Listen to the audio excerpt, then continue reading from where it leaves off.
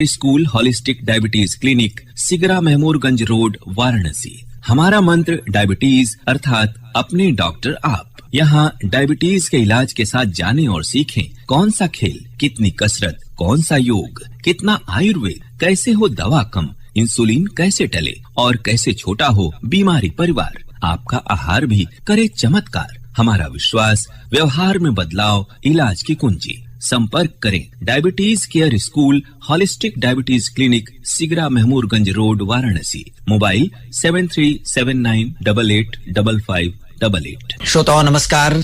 कार्यक्रम स्वास्थ्य में विजयते में हम उपस्थित हो चुके हैं। मेरे साथ हैं वरिष्ठ मधुमेह विशेषज्ञ और समाजसेवी डॉक्टर नीरज खन्ना और मैं हूं ध्वनि मित्र पांडुरंग पुराणिक। डॉक्टर साहब के साथ आप सब श्रोताओं का हम स्वागत करते हैं। नमस्कार जी, सादर प्रणाम। और ये जो हमारे देश में एक पर्व का ही एक मौसम चल रहा है जी, और श्राद्ध पर्व भी एक पर्व ही है, बिल्कुल, जहां हम अपने पूर्वजों को, अपने पितरों को याद करते हैं और उनके लिए अपनी श्रद्धा भावना के साथ जी कुछ न कुछ धार्मिक क्रियाएं जो हमारे शास्त्र में सम्मत हैं जी, उनके हिसाब से उनको स्मरण करने का एक विधान है। तो मैं अपने सभी पितरों को प्रणाम करता हूँ और जिन्होंने हमको इतने सुंदर विचार दिए हैं जी, एक इतना अच्छा सुंदर जीवन दिया है, एक इतने अच्छे संस्कार और शिक्षा दी है, मैं उनको प्रणाम करते हुए आज के इस कार्यक्रम की शुरुआत करते हैं। आश्विन मास का जो कृष्ण पक्ष होता है, पितृपक्ष के नाम से हम उसको जानते हैं, और समस्त पितरों की जो उपासना है, उनको स्मरण करने के लिए जो भी कृत्य हैं वो हमारे शास्त्रानुसार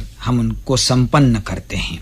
हमारे जो पूर्वज होते हैं उनका हमारे जीवन के निर्माण में, चरित्र के निर्माण में बहुत बड़ा योगदान होता है। विशेष रूप से जब ये अवसर आता है तब आप किस तरह उनका स्मरण करते हैं? देखिए, हमको तो बहुत अच्छा लगता है कि जब जब हम अपने अंदर कोई अच्छी बात महसूस करते हैं, अपने चिकित्सालय में या अपने घर में या समाज में जी, हमको कोई जना अच्छा कहता है तो उस क्षण हम अपने पूर्वजों को, कभी ताई जी को, कभी मम्मी को, कभी पापा को जी, तुरंत हृदय से एक बार एक रिफ्लेक्स एक्शन होता है। जैसे पैर में कांटा चुभे तो पैर बिना आपसे पूछे ही पैर हटा लेता है जी जी। तो वैसे ही जब भी कोई ऐसा अवसर आता है, दिन भर में कई ऐसे अवसर आते हैं, तो हम तो रोज ही उनको प्रणाम करते हैं, स्मरण करते हैं कि उनके दिए हुए संस्कार हमको इस योग्य बनाते हैं कि समाज में हमारी यश कीर्ति होती है, हमारे कर्मों की प्रशंसा की जाती है, हमारी जीवन शैली की प्रशंसा की जाती है,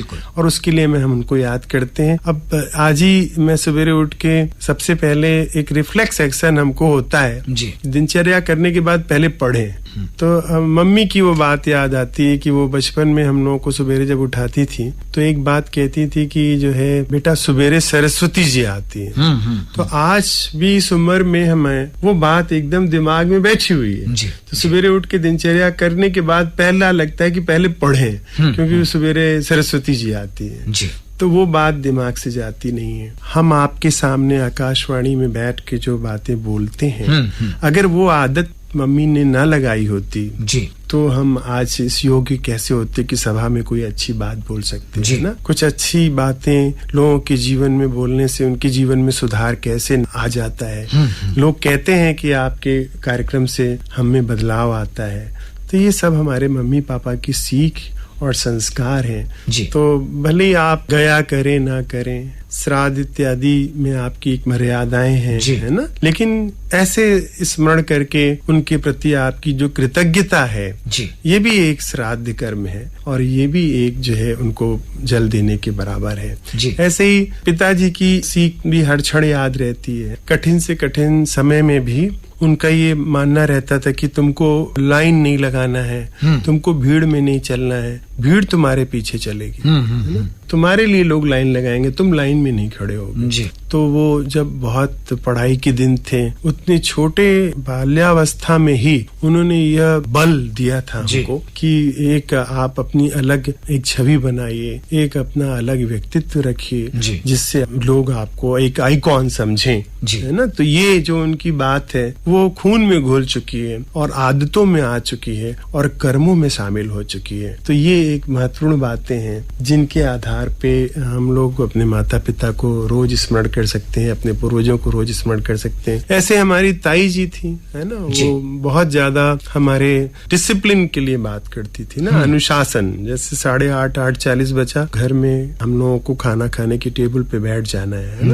10 बजते सो जाना है। तो ये जो संस्कार हैं, हमारे लगता है वही जीवन में हमको किसी भी क्षेत्र में कोई चीज जब तक आपके संस्कारों में, आपके रक्त में, आपके जीन में नहीं आ जाती, तब तक वो छोड़ पकड़ के माध्यम में रहती है। और इसके लिए हम अपने जो पूर्वज हैं उनके लिए हमेशा ऋणी रहेंगे। जो संस्कार है हम कैसे भूल सकते हैं उनको किसी भी क्षण। बिल्कुल। पहले जो हमारे यहाँ संयुक्त परिवार की परंपरा रही है, उस संयुक्त परिवार में निश्चित रूप से हमारे जो बड़े होते थे, हमको रोज उठने के बाद भगवान का दर्शन करना, उनको प्रणाम करना और बड़ों को प्रणाम करना, अपने पूर्वजों को प्रणाम करना, ये सिखाया करते थे और वो संस्कार ही हमारे काम आते रहते हैं। डॉक्टर नीरज खन्ना जी, घर कहा जाता है कि हमारे लिए सबसे बड़ा मंदिर होता है। घर में ही सारे संस्कार हमें मिलते हैं और घर में ही हम पुष्पित और पल्लवित होते रहते हैं। लेकिन आज की जो नई पीढ़ी है या जो आज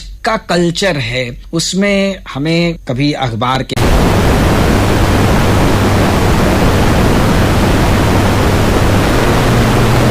कहा जाता है कि आप रोज 10,000 कदम चलिए, आप यही खाइए, आप ये मत खाइए, आप ऐसा मत कीजिए, आप ये करेंगे तो सबसे ज्यादा खुश और स्वस्थ रहेंगे। ये जो सारी चीजें हमको प्रभावित करती रहती हैं, उनसे हम किस तरह बचें, किन चीजों को हम लें और किसको छोड़ें, कैसे निर्णय कर सकते हैं? देखिए, एक बार मैंने आपसे बोला था, आज फिर बोलूंगा जी, कि अगर हमारी शर्ट 100 सेंटीमीटर यानी कि 1 मीटर के कपड़े से बनती है जी, तो हमको दर्जी को 1 मीटर ही कपड़ा देना पड़ता है। एक सेंटीमीटर के 100 टुकड़े अगर हम 100 कतरन दे आएंगे तो वो मेरी शर्ट नहीं सिल सकता। यद्यपि उनको जोड़ेंगे तो वो 100 सेंटीमीटर यानी कि 1 मीटर होता है, लेकिन टुकड़ों में वो 1 मीटर नहीं होता है, उसे शर्ट नहीं बन सकती। वैसे ही जिंदगी को टुकड़े टुकड़े में जीना कि 10,000 कदम चलेंगे तो इससे कार्डियो एक्सरसाइज होगी, लो कैलोरी डाइट खाएंगे तो इससे मोटापा नहीं होगा। इसकी तुलना में एक होलिस्टिक लिविंग है ना। होलिस्टिक माने होता है पूर्ण रूप से ठीक से जीना, है ना। तो उसका उदाहरण हम ये देंगे कि जैसे हमको कहना होगा कि माई होम माई हेल्थ, कि मेरा घर ही जो है वही मेरा स्वास्थ्य है ना। उदाहरण के लिए आप सवेरे उठते हैं, हमारे यहाँ कहा गया है कि द्वार की सफाई करें, वहाँ लक्ष्मी आती है। तो सवेरे उठ के अपने आप द्वार की पूजा करते हैं, लक्ष्मी आती है। इसी बहाने आप स्वच्छता कर रहे हैं। अब स्वच्छता के लिए आप कोई पखवाड़े में जाके कहीं सफाई कर रहे हैं और अपने घर को गंदा रखें, द्वार गंदा, तो ये उपहास का विषय है। तो हर अच्छी आदत घर में ही शुरू होती है। तो जैसे स्वास्थ्य को साध ले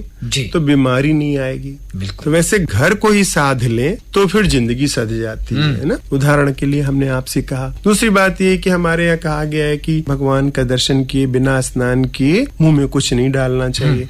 तो इस डर से हम लोग पैदल चल के अपने समय में गंगा जी जाते थे, दूध की बाल्टी दूध वाले के यहाँ रख देते थे, लोटा लेके जाते थे, उसको मांझ के भोलेनाथ को जल चढ़ाते थे, सीढ़ियां चढ़ चढ़ के भगवान का दर्शन करते थे, उतरते थे। कहीं गए तो वहाँ पे कुछ भजन गा देते थे, किसी से कुछ अच्छी सत्संग हो जाता था। लौटते समय तब तक हमारा जो स्नान करने के बाद जो गमछा होता था वो सूख चुका होता था, तो उसमें सब्जी ले आते थे, फल ले आते थे। तो आप देखिए, तो हमने बिना कुछ खाए 10,000 कदम, क्या हमें लगता था कि 11,000 कदम हो जाता था। सीढ़ियां भी चढ़ लेते थे, दर्शन भी होता, तो आप अपना तैरना भी हो जाता था, शरीर भी साध लेते थे, मालिश भी कर लेते थे, मन भी साध लेते थे। इंद्रियां हमारी विविधता देखती हैं, किसी को नहाते हुए, किसी को पूजा करते हुए, किसी बच्चे को रोते हुए, किसी को खेलते हुए, बच्चों को स्कूल जाते हुए कैसे जिद कर रहे हैं उनको देखते हुए, ये सब देखते हुए मन भी खुश हो जाता था। और लौटते समय घर में आके हम इलेशन में होते थे, कहते थे कि जो आप सेब 120 रुपए किलो लेके आए, हम दशाश्वमेध से 80 रुपए लेके आए हैं ना। तो कुछ अर्थ भी हो जाता था, है ना। तो ये सारी चीजें अगर आपको हम ऐसे कह दें कि 10,000 कदम आप वॉक करिए, है ना, तो उसका ईल्ड नहीं आएगा। ईल्ड माने आपको मजा नहीं आएगा, है ना, केवल आपको लगेगा कि क्या पागलों की तरह हम बस चलते जा रहे हैं, उसके मिला क्या हमको, है ना, मिला कि केवल आपको लग रहा है कि हमारा कार्डियो हो गया, लेकिन वो ज्यादा दिन तक निभेगा नहीं, क्योंकि जैसे गन्ने को आप पेरिए और उसमें से रस ना निकले तो कितने दिन तक पेरेंगे, सूखा गन्ना कैसे पेरेंगे, है ना। तो जीवन में रस का मतलब होता है कि आपको आनंद भी आए, आपको सुख भी मिले, आपको सेहत भी मिले, आपको शांति भी आए, और आपके ज्यादा रिसोर्स खर्च ना हो, है ना, ज्यादा पैसे ना खर्च हो। अब हम मोटरसाइकिल स्टार्ट करके और 5 किलोमीटर दूर जाके कहीं वॉक करेंगे तो हमें लगेगा कि इतना तो पेट्रोल में ही रोज लग जाता है, और वहाँ मिलता कुछ नहीं है। तो हमारा कहना है कि माई होम माई हेल्थ, हमारा घर ही हमारा स्वास्थ्य है ना।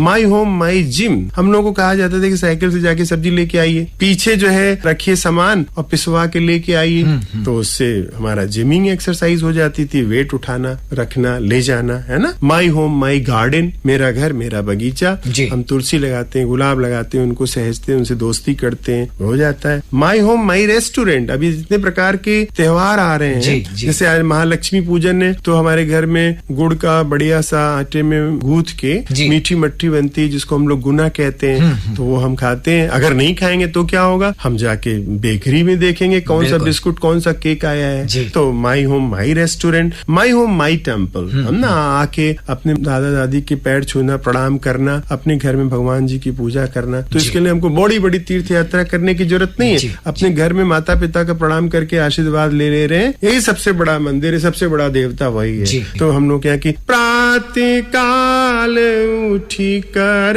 रघुनाथा, मातु पिता गुरु नावहि माथा। देखिए भगवान कैसे कह रहे हैं कि घर में ही माता पिता और गुरु को प्रणाम कर ले रहे हैं और सारी तीर्थ यात्रा, सारा दर्शन हो जाता है ना। तो माई होम माई टेम्पल हो जाता है, माई होम माई डॉक्टर या माई होम माई क्लिनिक। घर में आपको पेट दर्द हुआ तो आपको एसी लाग, जिंटेक, डाइजिन की जरूरत नहीं पड़ती थी। मम्मी दादी अपना काला नमक और थोड़ा सा अजवाइन कूट के कहती थी खा लोगे और ठीक भी हो जाता था, है ना, एकदम अच्छे से आराम मिल जाता था। तो and my home my heaven, मेरा घर मेरा स्वर्ग है। हमारे मम्मी पापा कहीं भी घूमने जाते थे, उनको एक चिंता लगी रहती थी कि जल्दी घर पहुंचे, जल्दी घर पहुंचे, है ना, क्योंकि घर में ही सारा आनंद का वास होता था। तो मरने के बाद किसी स्वर्ग की कल्पना ना कीजिए, अपने घर परिवार को ही एक स्वर्ग जैसा बना के रखिए। पृथ्वी का यही सबसे बड़ा स्वर्ग है और यही सबसे बड़ा जीवन का उद्देश्य होना चाहिए। डॉक्टर नीरज खन्ना जी, आजकल बड़ा प्रचलित शब्द हो गया है हर चीज में स्मार्टनेस, स्मार्ट घर, स्मार्ट ऑफिस, तो ये स्मार्ट लिविंग भी कुछ है क्या? ये जो हमने आपको अभी उदाहरण दिए, यही स्मार्ट लिविंग है। एक ही चीज से सेहत भी ठीक हो जा रही है, घर भी ठीक हो जा रहा है, परिवार भी ठीक हो जा रहा है, कम पैसों में ठीक हो जा रहा है, आप सुंदर भी हैं, आप चमक भी रहे हैं, धर्म कर्म सब निभ जा रहा है, उसके लिए अलग से कोई काम नहीं करना पड़ा। जैसे एक फोन में सब कुछ है, तो एक आपकी दिनचर्या में सब कुछ है। सुबह के 2 ही घंटे में आप पूरी जिंदगी का रस ले लेते हैं। तो ये जो है, ये इस प्रकार की जो जिंदगी है, जो आप कम संसाधनों में आनंद भी ले रहे हैं, सुख भी ले रहे हैं, शांति भी ले रहे हैं, सेहत भी ले रहे हैं, आरोग्य भी ले रहे हैं, यही स्मार्ट लिविंग है। तो स्मार्ट लिविंग को हम अपनाएं, उसका आनंद लें। और अब आप के मुखार विंद से क्या निकलने वाला है? देखिए, लोग जब दुनिया छोड़ते हैं जी, तो लोग सोचते हैं कि वो इतनी प्रॉपर्टी छोड़ के गए। तो इंसान की जो प्रॉपर्टी माने गुण भी होता है, किसी आदमी की दयालुता, उसकी प्रिय बोलने की आदत, उसका व्यवहार, दुनिया के लिए जो उसने अच्छा किया है ना, ये हमारी मुख्य प्रॉपर्टी है, यही हमारे मुख्य गुण है। और जीवन और मृत्यु श्राद्ध के दिन में समझना जरूरी है।